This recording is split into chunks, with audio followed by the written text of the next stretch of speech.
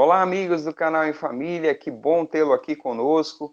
Nós estamos chegando ao final de mais um estudo, uma semana abençoada com o estudo da Palavra de Deus, a lição 10, que trouxe o espiritualismo exposto, esse tema muito interessante, nos alertando aí, nos ensinando esse tema importante para os últimos dias, né?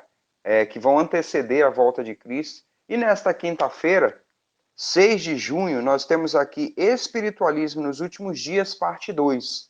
Nessa segunda parte do estudo, nós vamos continuar esse tema e nós convidamos a você a participar do ministério deste canal. Sempre que possível, curta os vídeos, compartilhe com seus amigos, é importante para o crescimento e assim você participa desse ministério também, ajudando outras pessoas na sua devoção diária.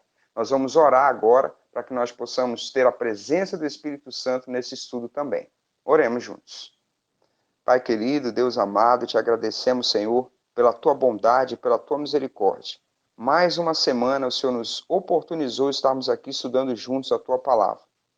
Grandes ensinamentos, momentos preciosos nós passamos juntos e agora, ao concluir esse estudo, nós pedimos a presença do Santo Espírito nos dando entendimento. Te oramos por Jesus. Amém.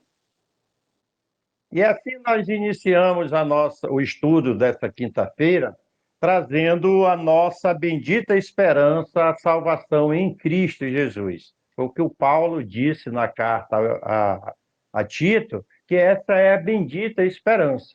E essa nossa esperança, ela não é motivada por sentimentos, embora nós tenhamos alegria, tenhamos gozo de qualquer dia desses nos encontrarmos com Jesus. Mas a nossa esperança é um ato de fé na palavra de Jesus Cristo.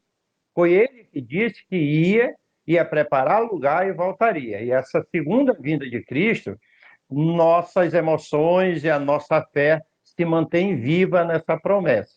A lição trabalha esse assunto, esse tema, e mostra que, nesse contexto dessa lição de hoje, Satanás vai procurar de todas as formas nos afastar dessa verdade, dessa esperança.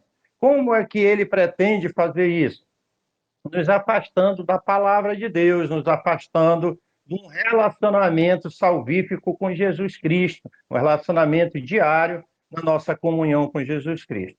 Mas aí nós nos lembramos que maior é o que está conosco do que aquele que é contra nós. Amém, né? E é para trabalhar esse ponto do tema aqui, da lição, que o autor traz o texto de Apocalipse, capítulo 14, versículo 12. Nós conhecemos, já estudamos aqui, é a última parte das 3 mensagens angélicas, quando o João, em Apocalipse, identifica o povo remanescente, o povo fiel de Deus. Diz: aqui está a perseverança dos santos, os que guardam os mandamentos de Deus e a fé em Jesus. Então, além de identificar os fiéis em Cristo, isso daqui também é para nós um alerta de nós nos mantermos nessas duas características, né? Tem um apelo do autor que fala sobre isso. Precisamos ter cuidado com qualquer ensinamento que nos afaste de algumas dessas duas características do povo remanescente. Então, como o papai trouxe aí, a importância de nós permanecermos fiéis à palavra de Deus, guardar os mandamentos de Deus e a fé em Cristo Jesus para resistirmos aos últimos ataques do inimigo no tempo do fim. Muito bem, então nós avançamos aqui e vamos responder a pergunta número 8. Ela diz o seguinte: o que a Bíblia nos diz sobre o poder enganador e a maneira de operar de Satanás? Então nós temos várias referências bíblicas aqui. Eu vou pedir para o papai ler Mateus 24, 24, e depois nós vamos ler 2 Coríntios, capítulo 11, verso 14. Então, nos acompanha aqui nessa leitura. Mateus 24, 24. Porque surgirão falsos cristos e falsos profetas, operando grandes sinais e prodígios, para enganar, se possível, os próprios eleitos. Agora, 2 Coríntios, capítulo 11, verso 14.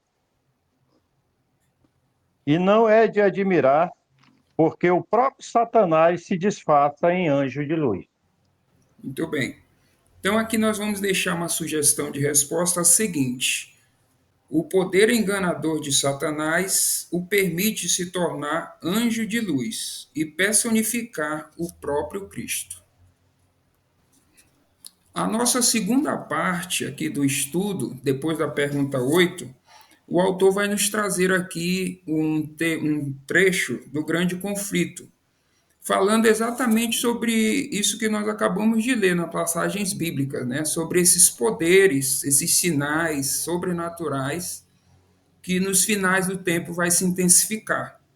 Isso aí nós já estudamos bastante, né? Que é de caráter sobrenatural, esses milagres que serão feitos.